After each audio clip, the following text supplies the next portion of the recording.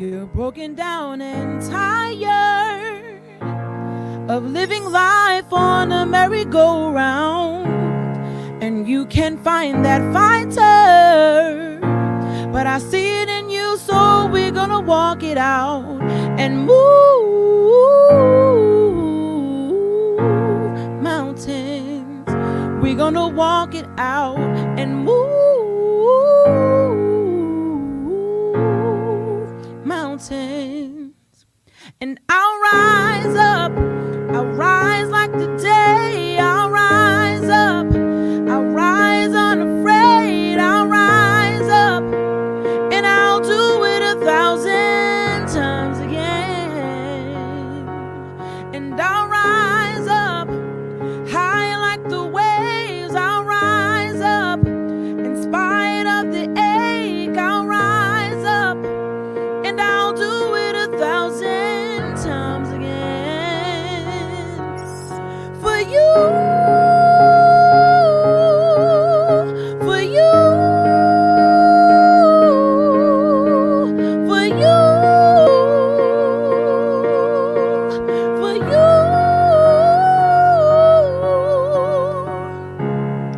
When the silence isn't quiet and it feels like it's getting hard to breathe, and I know you feel like dying, but I promise we will make the world stand to its feet and move mountains, bring it to its feet and move mountains. And I'll rise up, I'll rise to the day, I'll rise up, I'll rise unafraid, I'll rise up, and I'll do it 1,000 times again. For you, for you, for you, for you. All we need is hope, and we have each other, and for that we have each other, yeah. We will rise, we will rise, oh, we will rise. And I'll rise up, rise like the day, I'll rise up, in spite of the ache, I will rise 1,000 times again. And I'll rise up, high like the waves, we'll rise up, in spite of the ache, we'll rise up, and we'll do it 1,000 times again. For you, for you, for you, for you.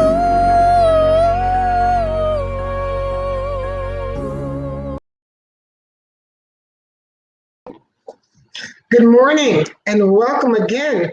And thank you for joining us this morning for part 3 of Still I Rise. We are so excited that you are celebrating with us National Women's Her Story Month, which has been set aside during the month of March. And so we are grateful for you joining us again, taking time out of your busy Saturday morning. Of course, you could be doing something else that to you might be more important, but we appreciate your time. We appreciate your support, and we just say thank you again. And so thank you for allowing us to come into your space, into your home, or wherever you are. You might be driving, you might be out shopping, but we want you to participate and join us in this part 3 segment of Still I Rise as we hear from some powerful women this morning. We are grateful to God for them. And certainly, it's a blessing for us to be able to connect and network all over the country. So, Got Vision is a thriving service that we have decided to come together and utilize this space and this time that's been afforded us. So, we thank God for the ability, and we thank God obviously for technology. It's been a true blessing to all. Many have taken the opportunity to utilize these platforms to share and spread encouragement and empower each other as we go through these times that we're in right now. And so, again, we thank you for joining us. I just wanted to quote, I read a quote recently, and it says, behind every successful woman is a tribe of other successful women who have her back. And so, with that being said, of course, today we are raising up the S in RISE for success. And so, I would like to take this time to share with you and introduce to you my co-host this morning. I am so excited about Dr. Cunningham, as I call her, Dr. Phyllis Cunningham, joining me on this panel this morning. She has been a true blessing. We go back, a number of years. And so I'm grateful for Dr. Cunningham. She is an excellent orator. She's a phenomenal businesswoman. She's savvy in business. She's a great all-around person. And she hails right now out of North Carolina, Raleigh-Durham. And so I'm grateful to her for joining me this morning and sharing with us and facilitating and navigating our time spent with you all this morning. So as we open part 3, I would like to publicly thank our panelists who hail from all around the country.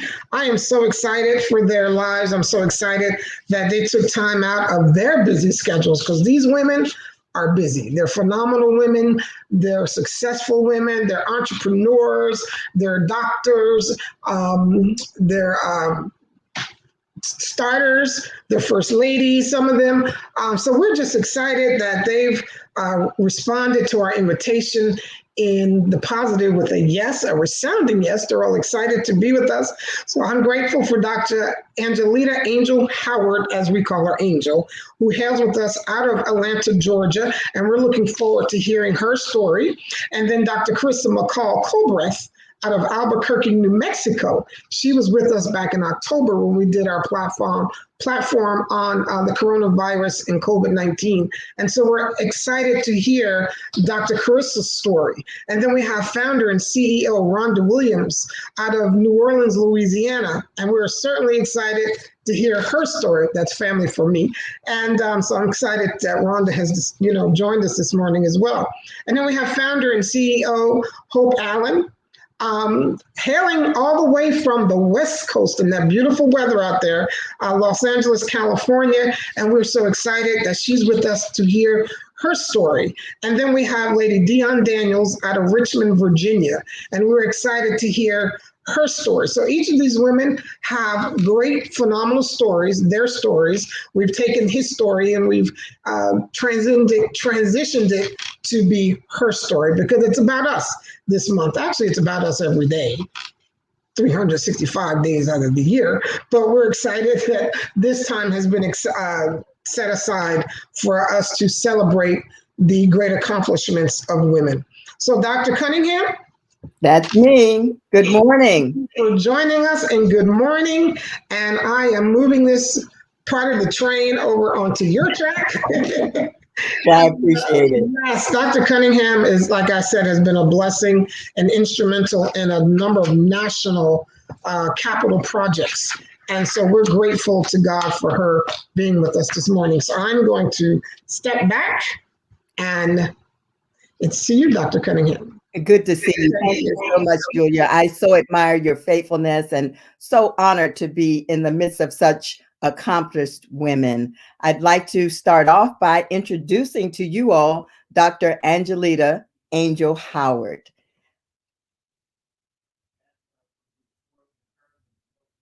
Good morning. Good morning. Good morning. Thank you so much, Dr. Cunningham, for having me. Thank you. Good morning. It's such a pleasure to meet you virtually. Before we get started, I'd like to tell the audience a little bit about you. You have such a a wealth of accomplishments. So let me just take a moment to introduce you to them. Dr. Howard currently serves as Assistant Dean for Online Education and Expanded Programs, and she is an assistant professor at Morehouse School of Medicine. She holds a Bachelor's of Arts degree in music, a master's degree in education administration and teaching, a Doctor of Education Administration, and a Master's of Business and Project Management, as well as a graduate certificate in health informatics. My goodness, lady, how did you accomplish all that and still be so youthful and young? She serves at her local church, and she has a passion for music and teaching and directing and leading praise and worship. On top of it all, Angel is the mother of one daughter, 18-year-old Haley, which she says is her greatest achievement. So welcome, Dr. Howard. So happy to have you join us this morning. I'd like to start off by asking you a question. And in my devotion this morning, I was reading a quote that said, true success in life is not measured by how much you make, but how much you make a difference. Yes. So tell me, as you started your journey to success, what was the difference that you wanted to make? Thank you so much. Good morning, everybody. Thank you for having me. I'm so excited to be here. And to your point, success, Webster defines success as this favorable or this desired outcome. They talk about wealth and this attainment of wealth and what that really means. And so those are great characteristics of success, and they can be measured, and people can say, well, if you make this amount of money, you're successful. If you have this many degrees, you're successful. But I come to tell you, the success, the way that I come through it, a lot of times were through what people would say failure, or falling down and getting back up, or somebody or people saying, no, you don't need to do this, or no, you can't do this, or we shouldn't do this at this time, or think about doing it this way. And so all of those no's, or all of those not right now, or all of those stop signs, they got me to pushing. How much more I could push further. I wanted to push because I not only wanted to prove them wrong, but I wanted to make sure that I understood I have to make a difference. And who I had to make a difference for was my daughter. I had to make a difference for all of the young girls who were seeing and watching us here today. People who don't get an opportunity to have this platform. People that don't get an opportunity to build such programs yet. They know and they understand, if I keep pushing, if I keep moving forward, if I swim through those waters, then I too will be able to get on the other side. What that other side looks like, that's up to them. That's up to how far they're willing to go. So I appreciate the opportunity of people like yourselves who saw me when I didn't see myself. And so I'm seeing these young women when they may not see themselves right now, so that they can push on and they too can be what we define as success. Thank you. As you were going through the process, and we're always going through a process. But you mentioned sometimes there are naysayers, or there are bumps in the road that you have to overcome. I read that we cannot always control what goes on outside, but we can control what goes on inside. So give us a window of how you control your emotions, or how you control the negativity that might come your way. Give us some strategies for thwarting that. So I just, we are transparent, and as women, we have to be authentic and tell the truth. I did not always take no great. I didn't always say, okay, well, no, sometimes I use not the best language, not the best words. I fought, I screamed, sometimes I cried, but the thing that I did most, I prayed. I prayed and I trusted God. And even when I felt that I was being closed in, my parents were a great source. And I hope they're listening. I know they're driving, but I hope they're listening, because they were there to say, you know what, get back up. especially my mother. Yes. She was one of those women. She is one of those women that tears really didn't bother her. And I used to think, I'm saying, Mama, why are you so hard? Why are you so hard on me? Or why doesn't it bother you? Why are you not affected by it? Or and my dad was more the nurturing one, and he'd say, it's gonna be okay. But it's almost like, okay, lay down, go to sleep, and tomorrow get back up and do it. So there were many times in my life. I remember when I tried out for, I have a bachelor's, as you said, in music. And I remember when I tried out for the Atlanta Symphony Orchestra, I was going to be I was going to be the lead. I was going to do everything. I went to that audition. I remember that audition like it was no, it was like yesterday. And I went in there, I sang Summertime by Gershwin, and I blew up the house. After all, I was a Black, young, 21-year-old female singing classical music. So I knew I was going to get a lead role. Lo and behold, I didn't get nothing. I did not get the lead role. I didn't get anything. Yes. So that was like my first big disappointment, because I'm like, I've worked, I've gone to school, I've studied hard. I'm this great, Black female in opera, and how dare you not give me a lead role? And so that began this journey of thinking about, how do I deal with no? How do I accept no temporarily or not yet? And so the thing that I would tell women is that no is temporary. It is certainly temporary. And so it may not be not right now, but how do we continue to move forward? And no one could have told me today that I would be the assistant dean at a medical college, No one would have said that to me, because that was not my path. I knew that I was going to sing, and I knew that I was going to teach. And so the doors that were open for me is because I didn't take those notes. It's because I continued to study. I continued to pray. I continued to surround myself with the people that I wanted to do or be like in some of the areas. So I found mentors. I found people who would speak into my life. I found champions. You have to, as women, we have to have champions. And those champions, they may make a call on our behalf. They may send an email on our behalf.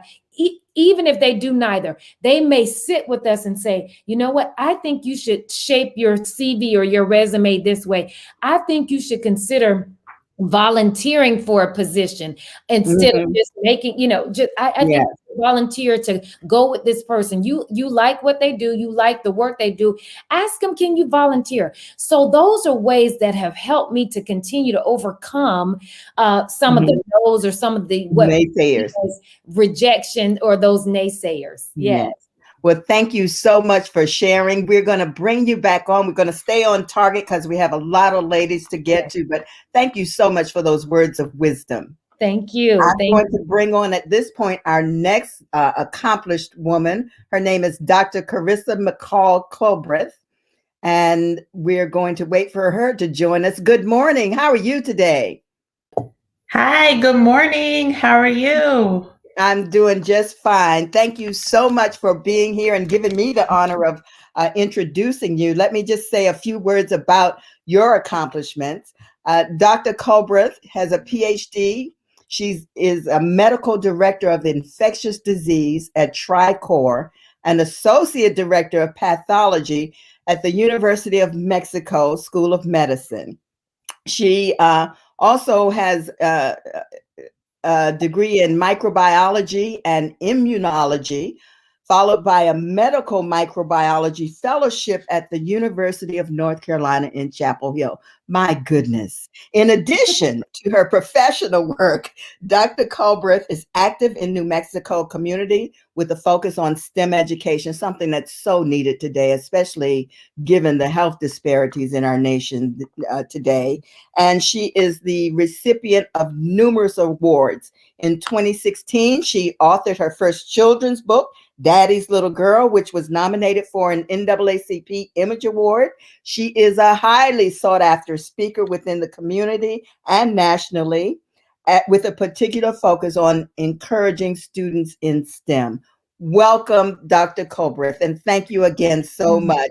I know that you, like many of the women we're going to be talking to today, you have an extensive resume of accomplishment.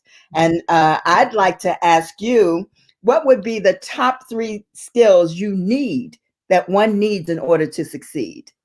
That's a great question. It reminds me of there's a Maya Angelou quote that says, "Success is liking yourself, liking what you do, and liking how you do it." Oh, I And I love think that. those are actually the top 3 skills that you need in whatever field that you're in. One, we have to come to terms with ourselves and who we are. And I think so often we try to put our success in the eyes of somebody else. And we're trying to be successful to impress somebody else, to show somebody else that we're good enough. At some point, when we want to be successful and when we achieve success, it's when we like ourselves for who we are, the good, the bad, the ugly, the flaws, the places that were great and the places that were not so great. I think we have to start with liking ourselves and knowing that our worth is not in our achievement. Our worth is not in our degrees. It's not in the success, that I'm worthy irrespective of what others may define as my own success. And then I think, liking what you do, right? Finding your passion or your passions.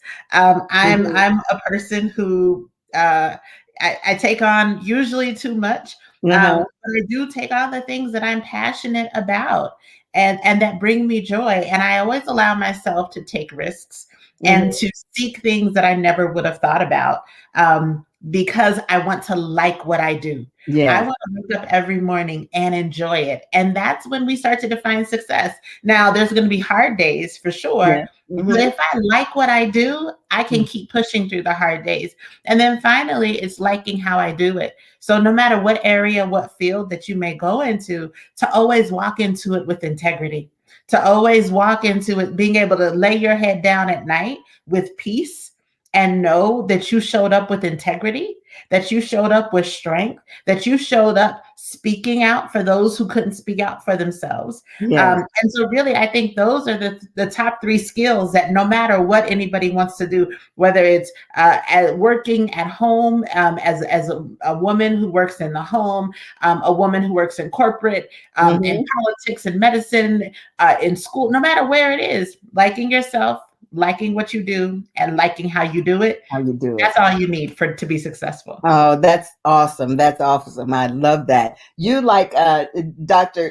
Howard, proclaims that your greatest achievement is in your personal life. You're blessed to share your life with your husband, daughter, and son. So talk to us a little bit about work-life balance, because sometimes when you have all this stuff going, it's hard to keep all those balls juggling at one time. So talk to us a bit about that. Yeah, in the laboratory world, we have something that we call a running 30-day average. And that's how we determine, whether or not things are in balance, or if they're working as they should be, right?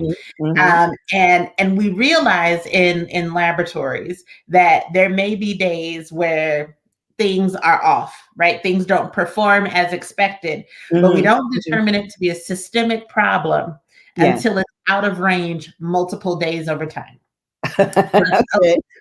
And so I've really taken that as my personal metric when it comes to work-life balance, because it is not, I don't measure my success as a mom and a professional day by day, because there will be some days that I have to work hard and the kids might have breakfast, lunch, and dinner.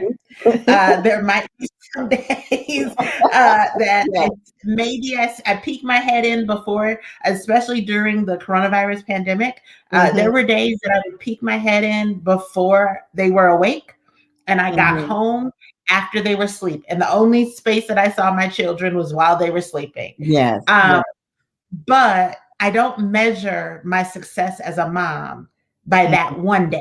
That one day was out of balance. That one couple of days was out of balance. But I look at my running 30-day average and say, at some point I need to make up the time. At some point, I need to make sure that if after 30 days I look at it and I didn't have balance in my days, now that's when it becomes a systemic problem where I need to make changes. But if there were some days that I closed the laptop and didn't work until midnight because I was playing with my kids. If there were some times that I did not accept an opportunity to do something because I needed to take my children on a road trip, then that is also what matters. And so I really, it's not about a daily balance. Yes. Look at it over time and make sure you're finding that running 30-day average. Great. Thank you. I want to ask you one difficult question, but I'm sure it will be easy for you to answer. There's been so much in and out, different opinions about COVID-19 and the whole process of being vaccinated. What would you say to this audience about the importance of that? Oh, sure. You know, getting a vaccine and our communities being vaccinated is the only way.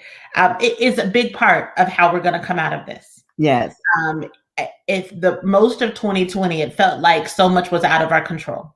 And so much was out of our hands. Now we have the opportunity to put the success of this pandemic is in each and every one of our hands. So I encourage everybody, please go and get the vaccine.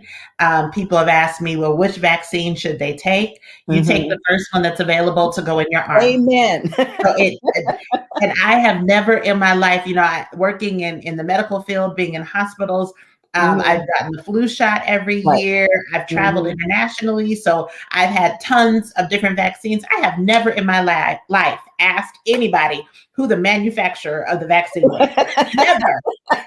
And now we have, people have decided, I'm not going to say yes to anything until it's this one and that. Listen, that's not what we do. Right. Get the best vaccine is the one that goes into your arm. It's the first one that goes into your arm. Get vaccinated as quickly as possible. Yes. That's how we're able to come through this. We're able to protect our family and our friends. So please take care of yourselves. After you get your vaccine, let's keep wearing our masks until the rest of the community is vaccinated. So those are the things that we really have to do. And we're coming out. We're coming out. Hold on. I know it's been exhausting, but hold on. Yes. Well, I thank you so much for sharing that. It's so very important. And we're going to bring you back on, but I'm going to keep on schedule and go with our next lady of success. Thank you again, Doctor, and we'll be back with you. Now I want to speak to Rhonda Williams. She is the CEO of Brand Speaks.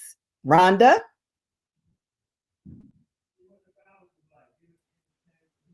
Good morning. Good morning. Top of the morning to you. Good morning. It's such a delight to see you and to speak with you. I saw some writing on your shirt and it says, "Speak your truth."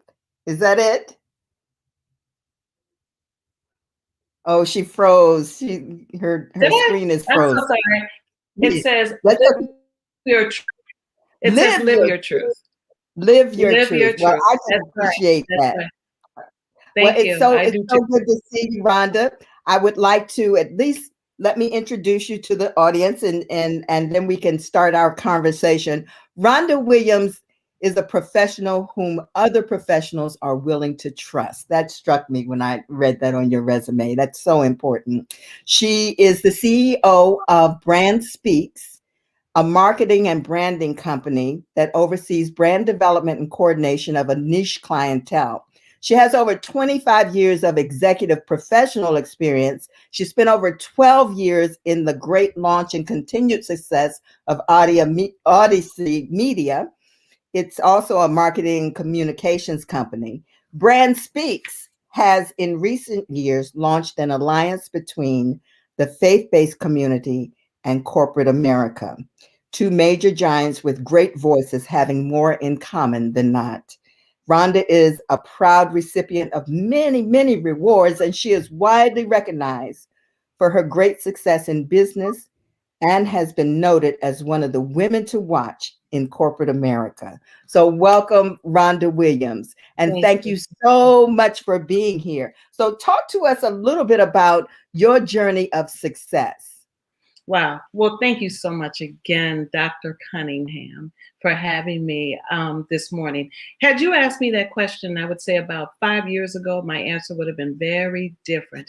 As we know, life is an ever evolving process, and all you have to do is keep living, and things in the script that you planned before will certainly change. Yes. In my opinion, success, how I now define it, success is about helping. Life, me, it's bigger than just me.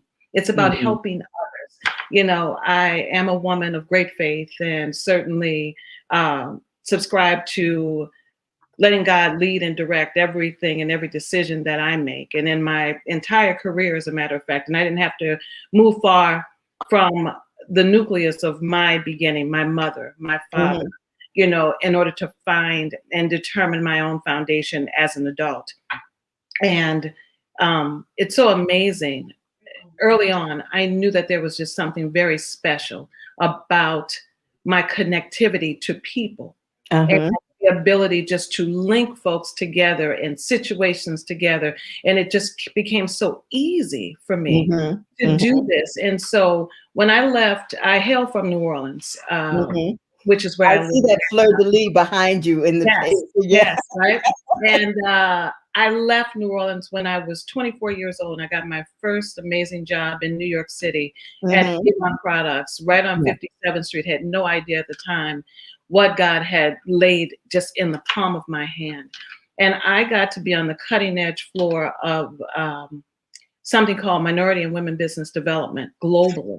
And at that time, we were in 128 countries worldwide, of which I got to do business with people in over 109 of those countries. My goodness. 24, so between 24 and 34 years of age, was blessed to have a boss who was an amazing man, African-American gentleman, who took me through the nucleus of how to be a successful businesswoman, you know, effective, assertive, without being offensive in a male-dominated territory and place.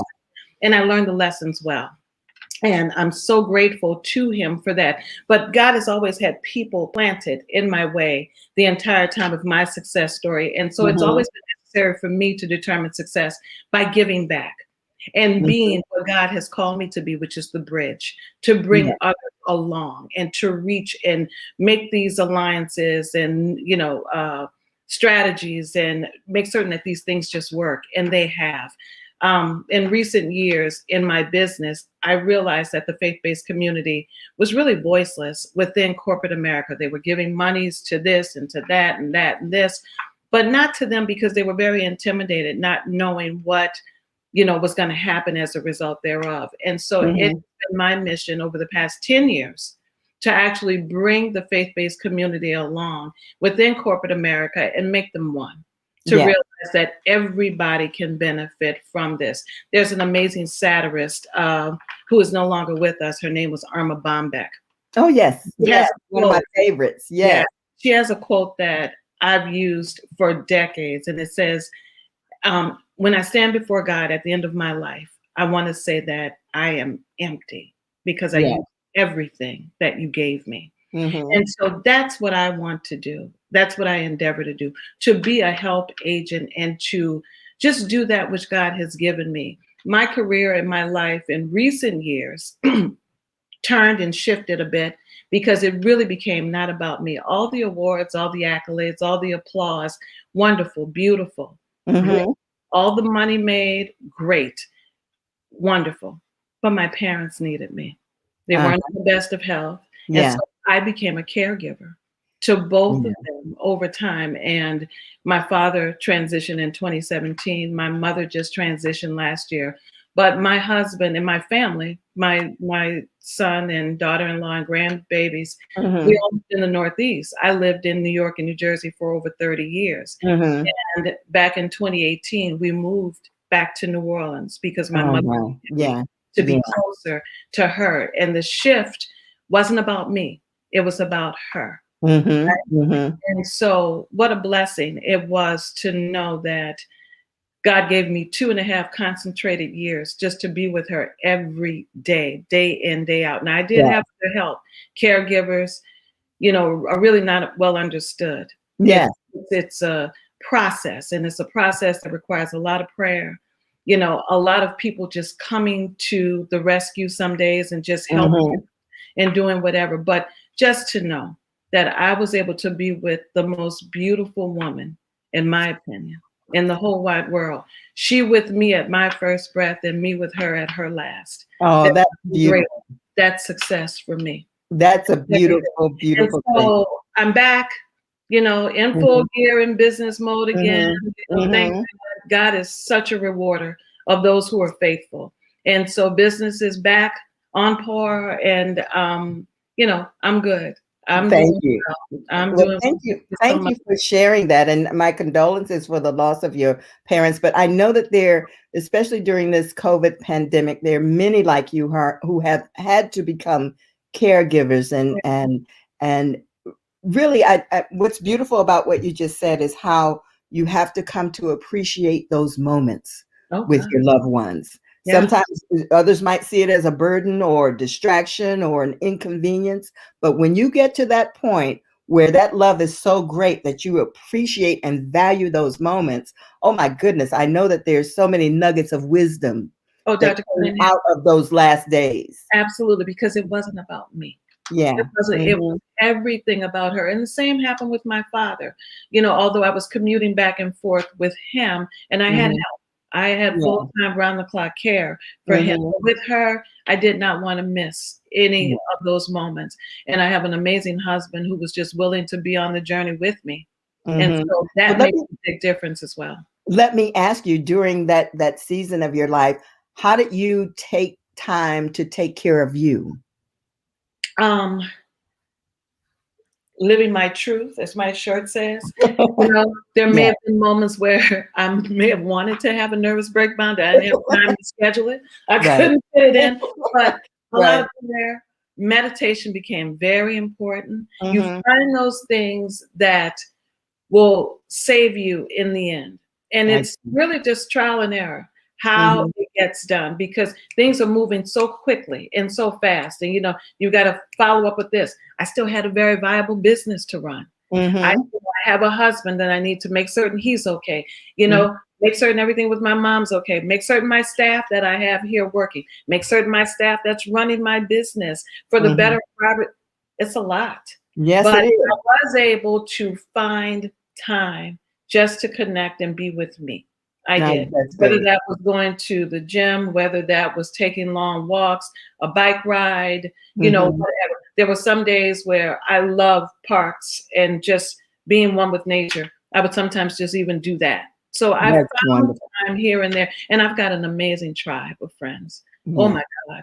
People who not only checked on me by phone every day, people who would get on planes and come make day trips to see about me and see about us.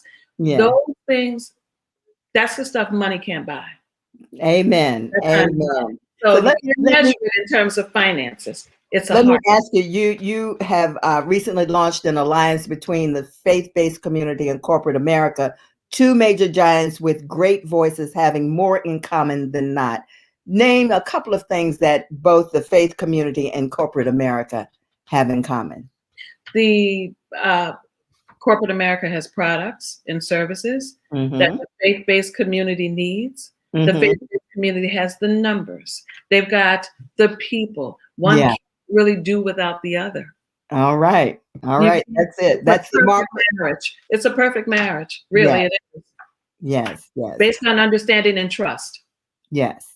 Well, thank you so much for sharing with us. We appreciate. We're going to bring you back at the end, but I'm going to move on to get the other ladies in and talking about their success. Thank you so much for sharing your story and your success. Thank you so much. Next up, we have Hope Allen. Hello there, Hope Allen. Good morning. Hi, Dr. Phyllis. Good morning. How are you? I'm doing just fine. I'm a little jealous of you in sunny California. Listen, almost 50 years in the snow. So this is my first time. You deserve it, right? Yes, ma'am. Yes. Well, it's so good to see you. And thank you so much for joining us this morning. I want to take a moment, Hope, to introduce you to our audience.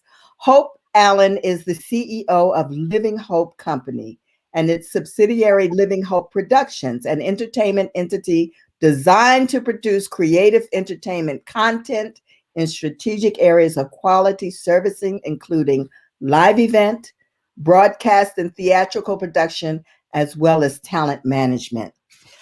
Understanding the influential power of media, Allen aims to use her gifts to transform traditional entertainment. She says, "My work must reflect empowering messages that are effective tools of change. My desire is to magnify truth so realities can be changed." Allen holds a bachelor's degree in television film production from Wheaton College, Illinois, with business management certifications, and is a Board of Visitors member of Wheaton College, Board of Directors member of Almeida Inventions 382, and youth nonprofit Teen Straight Talk. Thank you so much for being here this morning. We really appreciate it. You. I read somewhere, Hope, that says, always keep a window open in your mind for new ideas. And so speak to how you have kept the creative energy going and kept your mind open to new ideas that have launched you to the success you now enjoy. Well, I have to go to my creator for that. He is really, really where I get downloads of creativity from. The ultimate creator, you know? And so why not tap into this endless depth of creativity to find inspiration, to be motivated and to see the vision of, you know, what he has you designing. So that's one of the first places I go to just tap into that place. But my life, my single life, has really afforded me a blessing of global reach and global impact and being able to see the world. And that's where I get a lot of my creativity, is just seeing other cultures, seeing the marriage of personalities and just different dynamics of people. That is really where I get a lot of my inspiration, is just seeing the world. But it takes some ingenuity in knowing what God has gifted you to do. I think it's very important for us to understand that and see how God wants you to kind of craft that. Images and narratives are very important to me. And so I'm in love with crafting storytelling through those mediums. Of course, entertainment, as we know, is a very powerful medium that shapes value systems. And that's really why I got into this business, is because those value systems then influence people's decisions, and then decisions impact a whole society, you know? So it's a very powerful medium, but that's where I would say the genesis of my creativity really, really comes from the Creator God. Well, thank you. Thank you. I know that that's an important aspect of all of us, hopefully, that we can all tap into that. Talk to us a little bit. I know that you've worked with Lamar Rucker, Soledad O'Brien, and various celebrities. Talk to us a little bit about the ups and downs, the joys and triumphs of that process. You know, it's been a complete joy. Every personality is different, and you really just want to navigate finding out what the truth is that they want to amplify, and doing your best to create a campaign that will do that best. There are people like you and I, and honestly, I feel like God has just kind of called me to an intimate place where they need someone to lean their heads on. Leaders need leaders need support. And so I think that early on, God entrusted me to be able to go behind the curtain and find a safe place in me, you know, so that they can share things and be transparent and open and what have you. But they're vibrant, some of them are geniuses. I mean, serious geniuses, and you have to handle people like that well. You have to protect them. You have to understand how they operate. You know, what are their nuances, and figure out the best way to pull out their gift. You know, and to pull out, you know, the best in them. And so that's my job, is really just to make sure, from a talent management standpoint, that they have everything they need to succeed and to kind of put forward their best in whatever their gift is. Great. Now, I know that brand is important, but a lot of us don't understand the importance of that. Talk to us about brand and branding and what that means and why it's so necessary. Oh, I could be here all day. That's where I start. With any client, that is where I start. So many people come and say, I want to have an interview with Oprah. Really? Does anybody know you in your backyard? Well, here's what we need to do. Start there. How about that? I get some great pictures, you know, some photos. But yeah, brand imaging is so important. It speaks, you know, for you before you even open up your mouth. Okay. Yes. And so it's just something that you really want to invest in, is making sure that your presentation speaks well for you, whether that's whatever your mission is, whatever your messaging is, color tones, vibrancy, you know, what have you. So that brand imagery really sets you apart. It gives you a place of identification, so that when people see your brand, they can see that stamp and know that it's you. It needs to be consistent across all mediums that you present in the public. It is definitely something that I would say your greatest investment needs to be in. Before you pick up a mic, before you get in front of a camera, before you get on stage, invest in your brand image. Excuse me. It's so important. Great. Well, thank you so much for sharing that. I know it's incredibly important. And it's always a matter of, I believe, and I think you will agree, is polishing the brand, because it changes over time. Is that true? It does. It evolves. Yes, it does. Great. Okay, well, we're going to bring you back at the end of this. I'm going to get to our next successful lady, and we'll all come back together at the end. Thank you so much, Hope, for sharing. Now we're going to be talking to Lady Dion Daniels. Lady Dion Daniels, where are you? Here I am, Dr. Good Phyllis. Morning. Good morning. Thank you for having me. Oh, it's such a delight and a pleasure to meet you and to have you here with among these awesome, successful, phenomenal women, among which you are one. So let me tell people a little bit about you. Lady Daniels possesses an undeniable God-given gift to worship. She was blessed to record her EP in 2016. She released her first single in 2016, Song of the Lord. Yes. In May 2020, she released her second single, Fill the Temple. Yes. Also, Lady Daniels ventured out and launched her own shoe collection in August 2020, yes. Dion Michelle, declaring this collection was commanding women to walk into greater. Thank you so much for all you do to advance the cause of women who want to walk into greater. Yes, so tell us, Dion, about your business.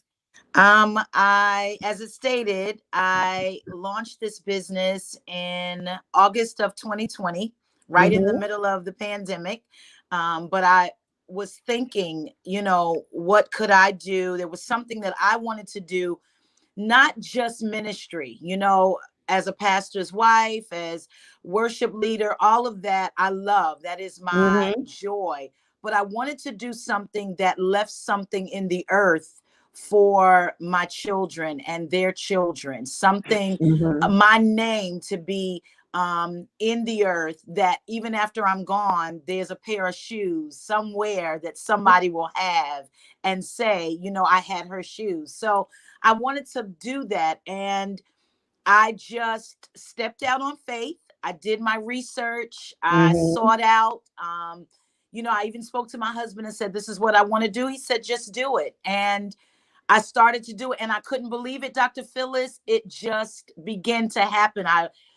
prayed, and the Lord just said, do this. And I launched virtually. So I had a virtual shoe party, but just everything just began. It was almost unbelievable, but I knew it was the timing of the Lord for me to do this. And so it is exciting. And I tell people, if you want to do something, don't limit yourself. Sometimes we get afraid of ourselves. We talk about other people wanting to stop us. We get afraid and want to stop ourselves. And so every time I get a shoe sale, I'm always like almost in tears, because I'm like, people still really want a shoe. So it has been amazing for me. It's been amazing. That's wonderful. You said something very important. I read a quote this morning that says, never let your fears be the boundaries of your dreams. Oh my. So tell us how you have been able to get past some of those fears that naturally come, especially because it seems to me, Dion, that God always gives us visions that are bigger than us. Yes, he does. And you're wondering, how in the world am I going to accomplish this thing? And you start trembling. And if he showed you really where he wants to take you, oh my, trembling in your boots. For sure. So tell us how you have conquered some of those fears. I've had to conquer them by, number one, in prayer. I had to really, every morning I'm in prayer, and I bring my business before the Lord, and I just say to him, can you download even fresh ideas to me? Anoint my hands, that when I touch these shoes, that every woman that would receive him will feel your anointing, not about me, but they will begin to believe in themselves the way that you have helped me, and still helping me to believe in myself. So I push past myself, and I talk to myself and say, hey, Dion, get it together. God gave you this. You can do it with God. It's not about you. Remember, you can do this. So I fight daily. I pray daily. I look at new ideas and new concepts that are coming out. So every morning I'm looking, every night before I go to bed, I'm looking, what's the new style of heel, and all types of heels and materials. Doing your research. But but I'm constantly telling me, you got this, you can do this, God is with you. So I never leave God out of it. And I think that's how we fight and overcome ourselves, knowing that God gave us this. So we don't have to do it by ourselves. Oh, thank you so much for sharing that awesome word. We have about 8 minutes left. Yes. So I'm going to bring all of the ladies on just for some parting words. Thank you again, Dion, for yes, ma'am. Thank you, Doctor. And God bless your incredible business. Thank you. Hi, everyone. Hello. Hi, ladies. It's so good. And thank you. You all are such an inspiration to me, and I'm sure to the listening audience. And just want to thank you and let you know how much we appreciate you sharing and giving us those seeds of wisdom, so that others might grow and become as successful, even more so than all of you all are. So thank you. I want to take a moment to thank Julia for putting this together. I have long admired Julia because of her faithfulness to God's call on her life. And she has just connected me with and been such a blessing to us all. So Julia, hats off to you once again for just being just someone to be admired, and someone who has just consistently heeded the call that God has for you.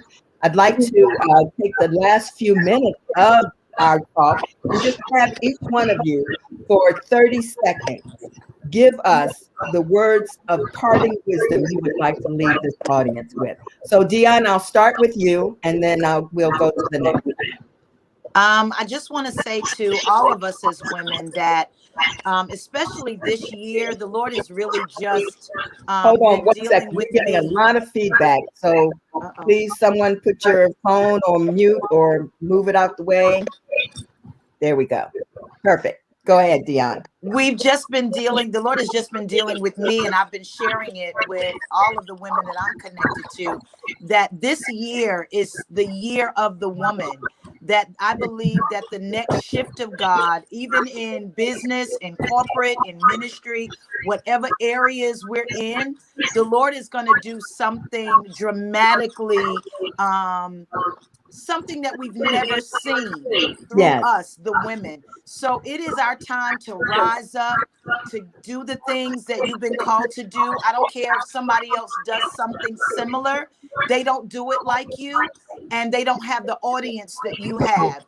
So allow God to shift you, to take you into those areas. Walk out on faith. You got to push past yourself. Don't be afraid, but know that this is your time to go forth. Thank you so much. Rhonda, how about you? Give us those parting words of wisdom. Absolutely. We may not always understand the journey. The past year certainly has taken us through some perilous times and most difficult days, but trust the process. We've not missed anything. Everything that God has promised, He is able to perform, and He shall deliver.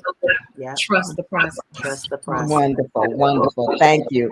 Dr. Carissa, the floor is yours to give us those parting words of wisdom. Ladies, women of God, this past year has been a tremendous challenge, but through the challenges, we've definitely seen lots of opportunity. And so I think as we go through this next year of 2020, we need to work on our healing. We've gone through a lot in our lives, whether it started in 2020 or 20 years ago, 40 years ago. This season, as we go into all of the things that have already been mentioned, we've got to also make sure that we are working on our healing. But finding the spaces that we need to heal, that we need to work on, that we need to expose, to be able to allow the healing to take place. Yeah, we've got to do that work. And so I hope everybody will do what they need to do to take care of themselves during this season of success. Oh, thank you. That's good. Hope, let's go to you. So glad you got back on with us. We missed you for those few seconds. What are your parting words of wisdom? I would say start wherever you are. And in that place, just identify why you're here. I think once you get the answer to that question, it really starts to focus your face like flint on what your real purpose is. And you don't have time for frivolous things or things that really don't advance your purpose and the agenda that you're here for. Look at what's in your hand, identify that, and then hone that skill. And serve the earth. Just serve the earth with that purpose. Of course, God is the one that breathes on it and multiplies it and causes it to go. Don't ever think, just like the parable of the talent, that your gift is too small for God to multiply. You can do that. And so start wherever you are. Thank you. Thank you. Dr. Angel Howard, let's have you take the floor and give us your words of wisdom. Thank you. Thank you so much, ladies. I've enjoyed our time together. So I love football. I really enjoy football. And I want you to think about you having the football in your hand. And I want you to run until you make that touchdown. You can make that touchdown. You can go. You can run. You may have to shift to the left, shuffle to the right. But you keep running until you get to that goal post, and you make that touchdown today. So thank you all so much for this time. Run that ball, run and score. Yeah. Thank you. Thank you. You know, Dr. Carissa, you said something that stuck with me. You gave a quote early on from Maya Angelou. Can you share that again with us? Because I was writing it down. I want to make sure I pinned it just right.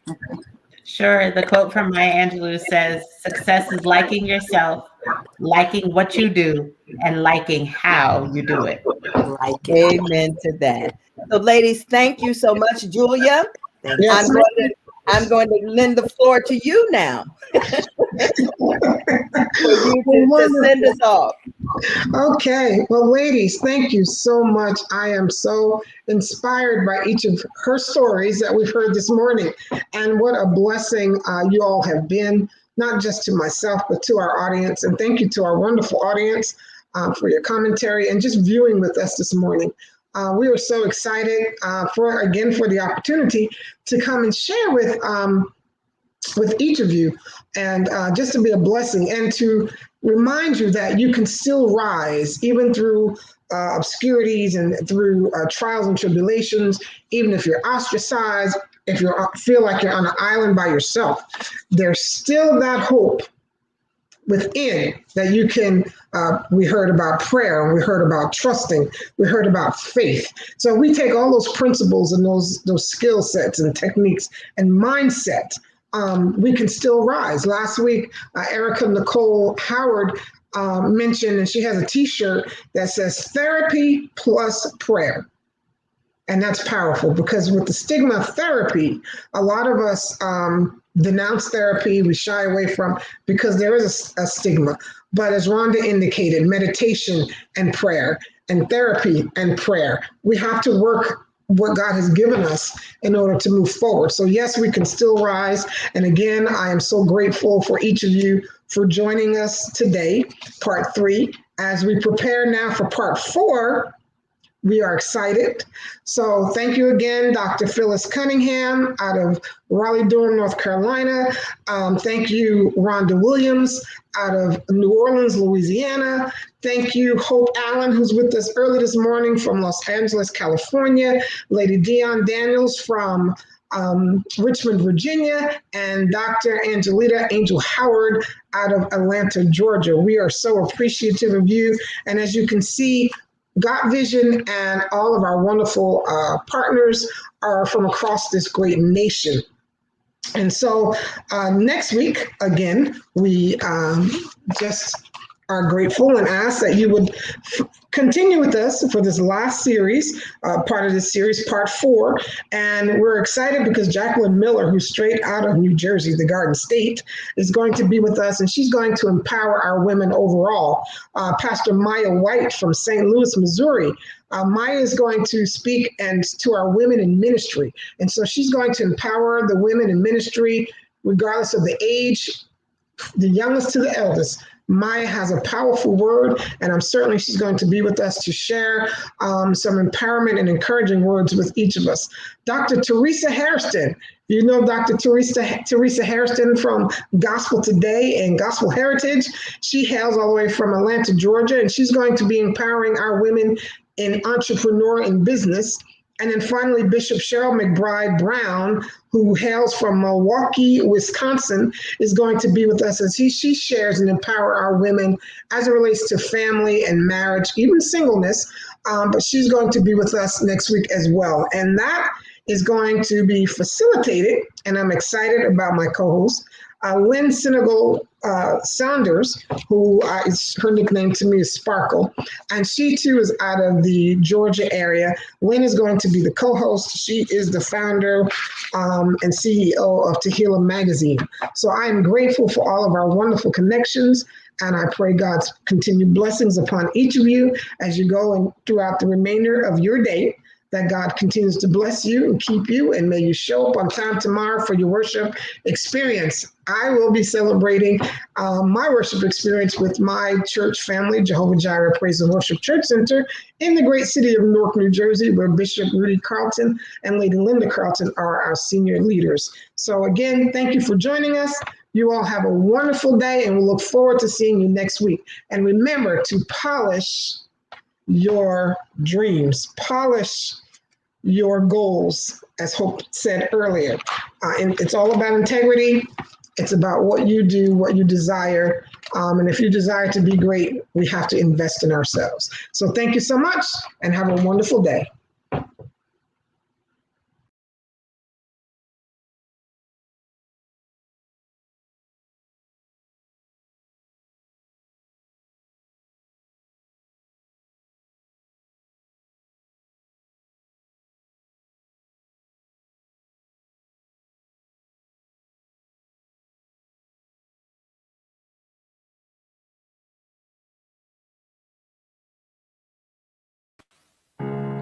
You're broken down and tired of living life on a merry-go-round, and you can't find that fighter, but I see it in you, so we're gonna walk it out and move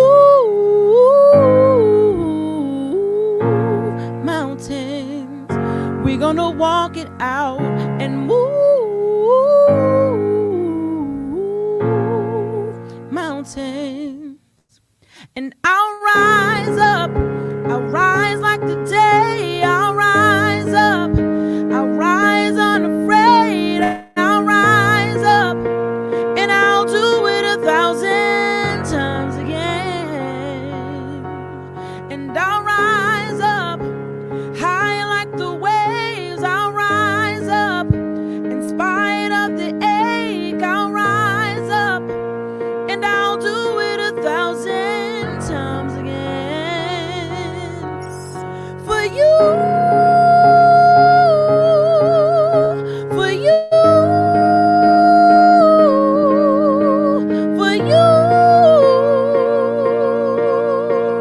for you.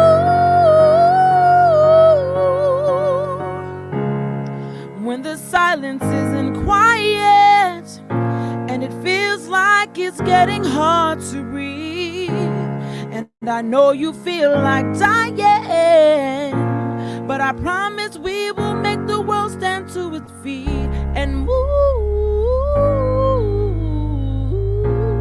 mountains, bring it to its feet and move mountains. And I'll rise up, I'll rise to the day, I'll rise up, I'll rise unafraid, I'll rise up, and I'll do it 1,000 times again. For you, for you, for you, for you.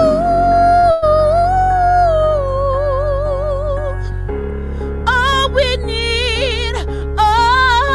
we need is hope, and we have each other, and for that we have